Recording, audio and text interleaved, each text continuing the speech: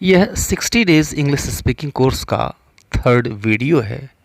इस वीडियो में हम देखने जा रहे हैं टू हैव के सारे यूजेस और विदाउट एक्शन वर्ब, यानी इसमें काम का होना नहीं बताया जाएगा।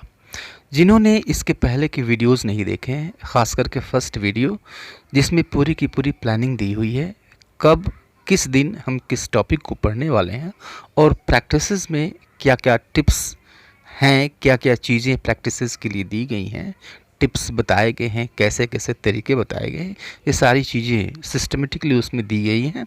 तो उन वीडियोस को देख लें और फिर उसके बाद से इस वीडियो को देखें तो आपको ज़्यादा से ज़्यादा बेनिफिट होगा।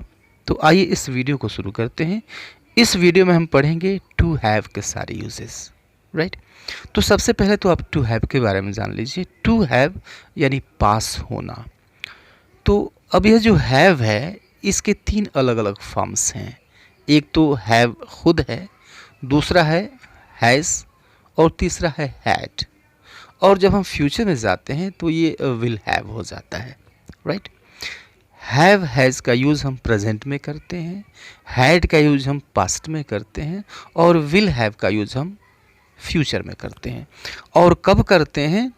जब सेंटेंसेस में एक्शन वर्ब नहीं होता है, यानी यह नहीं बताया जाता है, आपको यह नहीं बताना है कि सब्जेक्ट क्या काम करता है या फिर क्या काम उसने करा या फिर क्या काम वह करेगा। आपको ये नहीं बताना है, आपको यह बताना है कि उसके पास क्या है, राइट। या फिर वह क्या चीज़ रखता है, या फिर क्या चीज़ उसके पास थी, क्या चीज़ वो रखता था, या फिर फ्यूचर में क्या चीज़ उसके पास होगा, राइट। हम ये बताना चाहते हैं। हम ये नहीं बताते हैं कि वह क्या करेगा या फिर क्या किया या फिर वह क्या कर रहा है, राइट। तो एक्शन वर्ब नहीं होगा। प्रेजेंट में हम यूज़ करते हैं हैज़ या हैव का यूज़ करते हैं, पास्ट में यूज़ करते हैं हैड का और फ्यूचर में यूज़ करते हैं हम विल हैव का। तो अब देखिए, हैज़ का यूज़ हम कब करेंगे? जब सब्जेक्ट सिंगुलर हो, सब्जेक्ट ही, शी, इट हो, या फिर कोई भी सिंगुलर सब्जेक्ट हो, कोई भी नेम आ जाए, एक नेम, सिंगल नेम आ जाए, तो उस कंडीशन में हम हैज़ का यूज़ करते हैं। आई, यू और प्लूरल सब्जेक्ट के साथ, यानी बहुवचन कर्ता के साथ, जब कर्ता एक से ज़्यादा हो तो उस कंडीशन में हम हैव का यूज़ करते हैं, राइट। हैड का यूज़ पास्ट में करते हैं और यह हर एक सब्जेक्ट के साथ सेम रहता है। विल हैव का यूज़ हम फ्यूचर में करते हैं और यह भी सभी सब्जेक्ट के साथ सेम होता है, राइट। तो यह कॉन्सेप्ट हमने समझ लिया कि जब हमें बताना हो कि किसी के पास क्या चीज़ है, या फिर किसी के पास क्या चीज़ थी, या फिर किसी के पास भविष्य में क्या चीज़ होगी, अगर ये बताना है। अब देखिए, पास होना या फिर रखना, ये शब्द नहीं भी आ सकते हैं, लेकिन पूरे सेंटेंस का जो सेंस होगा वह ऐसा सेंस देगा कि उसके पास होने की बात की जाएगी, राइट। तो अब स्ट्रक्चर देख लीजिए। स्ट्रक्चर होता है सब्जेक्ट प्लस हैव और हैज़ प्लस नाउन, राइट। ये तो प्रेजेंट में हो गया। पास्ट में subject plus had plus noun और फ्यूचर में subject plus will have plus noun. तो सब्जेक्ट को देख लीजिए। सब्जेक्ट कौन होगा? सब्जेक्ट वह होगा जिसके पास कोई चीज़ होगी, वह तो हो गया सब्जेक्ट। और हैज़ हैव, ये आपने अच्छी तरह से यहाँ पे समझा।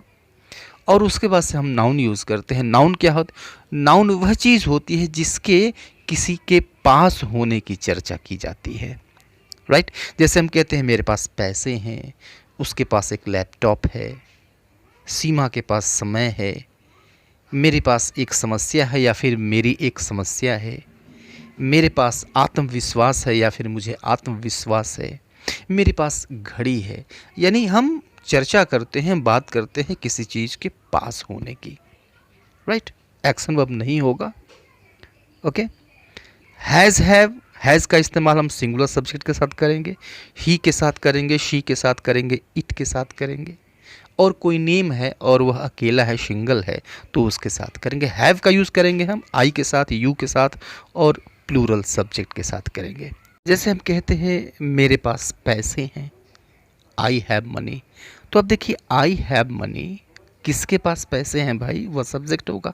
तो मेरे पास मीन्स आई, मेरे के लिए आई यूज़ करेंगे, राइट। और आई के साथ हैव आएगा, और फिर क्या चीज़ है, मनी है। तो ये हो गया आई हैव मनी। ठीक उसी तरह से उनके पास एक कार है, दे हैव अ कार। या फिर उसके पास एक लैपटॉप है, शी हैज़ अ लैपटॉप। मेरे पास एक घड़ी है, आई हैव अ वॉच। और उसके पास एक कुत्ता है, ही हैज़ अ डॉग। यानी हम यहाँ पे चर्चा कर रहे हैं कि किसी के पास कोई चीज़ है, राइट। हमें अगर यह बताना हो किसी बॉडी पार्ट्स के बारे में, किसी जानवर के या फिर किसी आदमी के बॉडी पार्ट्स के बारे में, या फिर किसी वस्तु के छोटे छोटे पार्ट्स के बारे में बताना हो, तो उस कंडीशन में भी हम हैव हैज़ हैड का यूज़ करते हैं, राइट। जैसे हम कहते हैं कि गाय के पास एक पूँछ होती है या फिर गाय की एक पूँछ होती है, तो हम गाय की चर्चा कर रहे हैं और उसके अंगों की चर्चा कर रहे हैं, राइट। तो इस कंडीशन में हम हैज़ का भी यूज़ करते हैं। जैसे गाय की एक पूँछ होती है, अ काऊ हैज़ अ टेल। या फिर हम कहते हैं हमारे दो हाथ हैं, या फिर हमारे पास दो हाथ हैं, वी हैव टू हैंड्स। हमारी दो आँखें हैं, वी हैव टू आइज़। हमारे दो कान हैं, we have two ears, right. गाय के दो सींगें होती हैं, a cow has two horns, right. तो बॉडी पार्ट्स के बारे में बताने के लिए हम हैव हैज़ का यूज़ करते हैं। रिलेशन के बारे में अगर बताना हो, अगर आपको ये बताना हो कि मेरे दो भाई हैं, मेरे तीन दोस्त हैं, तो इस तरह की चीज़ों को बताने के लिए भी हम हैव हैज़ का यूज़ करते हैं। जैसे मेरे दो मित्र हैं, आई हैव टू फ्रेंड्स। उसके तीन भाई हैं, शी हैज़ थ्री ब्रदर्स। उसके तीन भाई हैं, राइट। बीमारियों के बारे में बताने के लिए कि उसे कौन सी बीमारी है, मुझे कौन सी बीमारी है, तुम्हें कौन सी बीमारी है, उसको कौन सी बीमारी है। जैसे उसे सिर दर्द है, या फिर उसके पास सिर दर्द है, तो उसके पास सिर दर्द है ऐसे नहीं कहते हैं। लेकिन हम ये चर्चा कर रहे हैं, सेंस ये दे रहा है कि हम उसके पास में कुछ होने की चर्चा कर रहे हैं।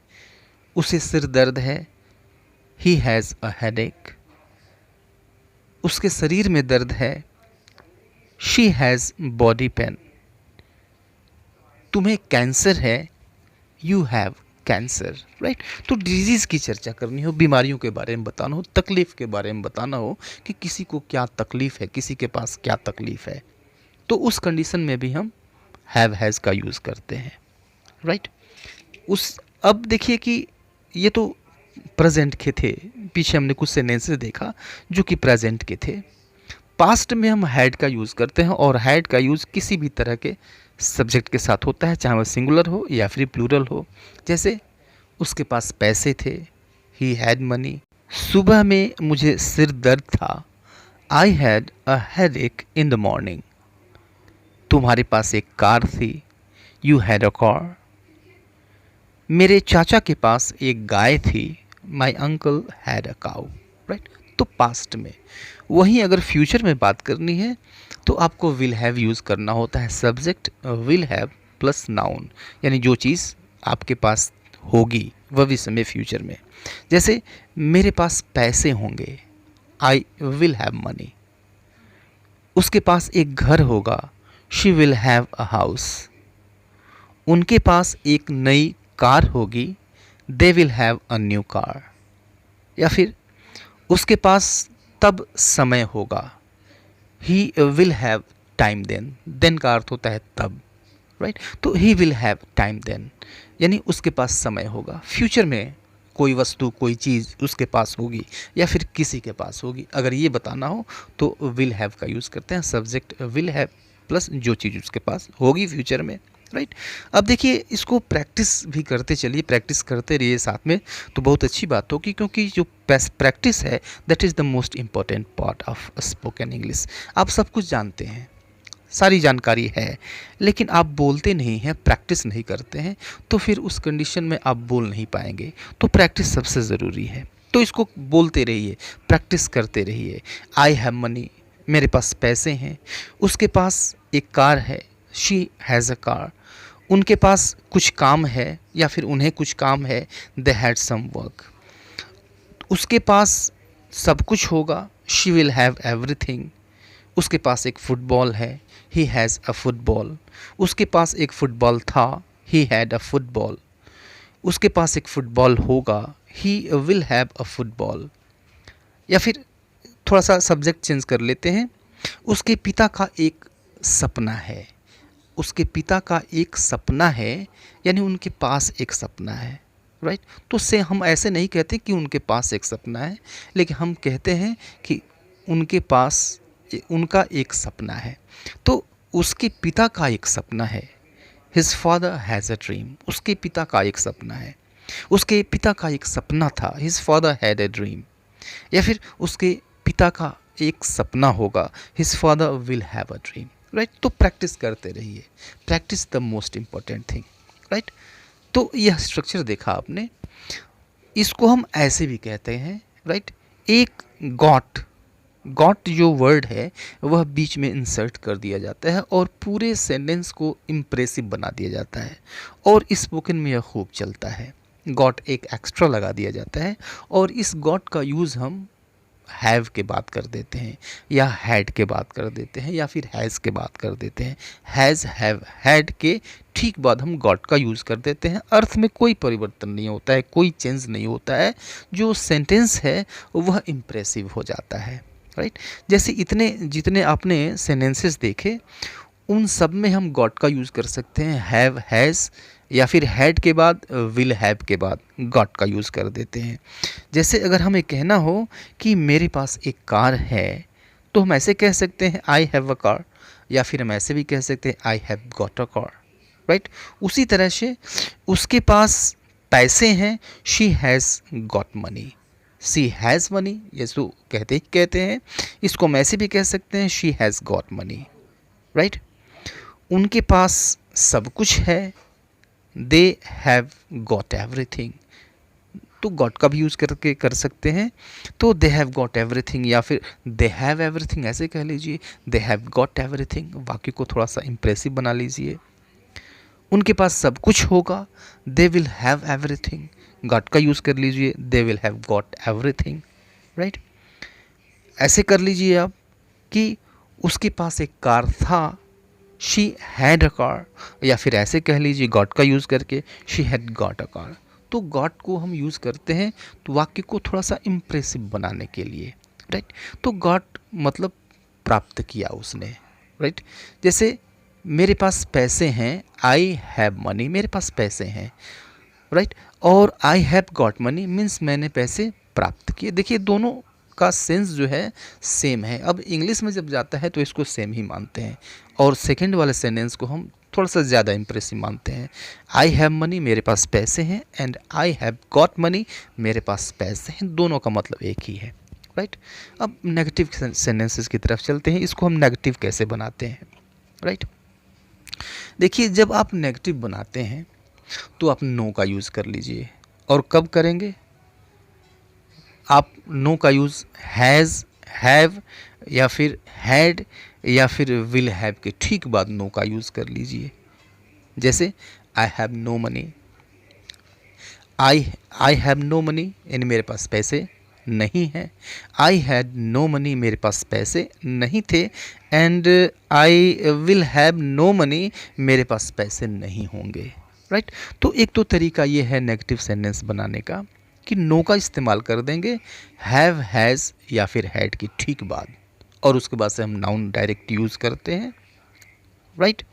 या फिर आप इसको ऐसे कर लीजिए, आप सब्जेक्ट यूज़ कर लीजिए, सब्जेक्ट के बाद डू नॉट या फिर डजंट का यूज़ कर लीजिए, और उसके बाद आप यूज़ करिए हैव का, और उसके बाद आप नाउन यूज़ कर लीजिए।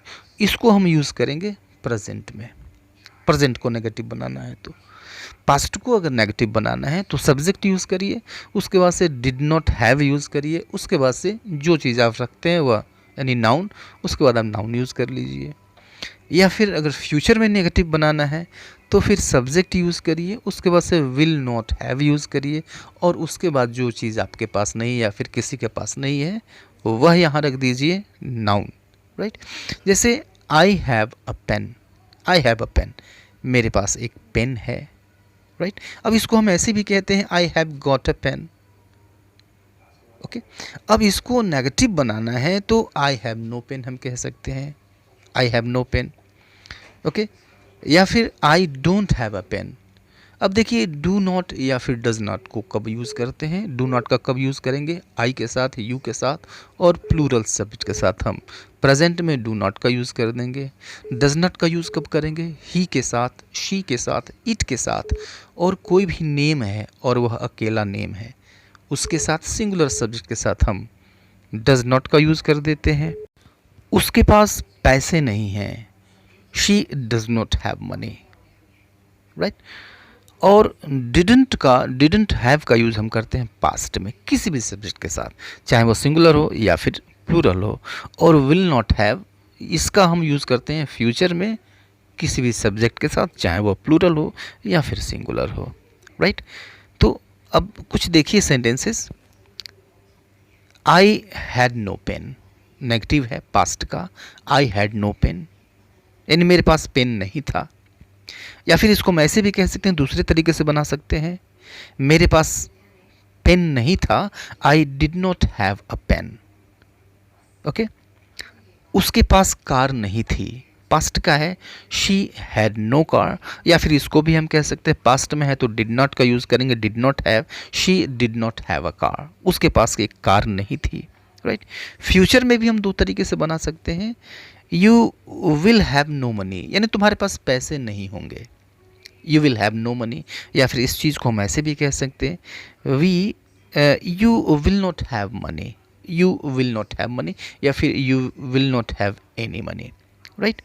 तो यह था यूज़ टू हैव का, बेसिक यूजेस थे टू हैव के, जिनको आपने इस वीडियो में बहुत ही अच्छी तरह से समझा होगा।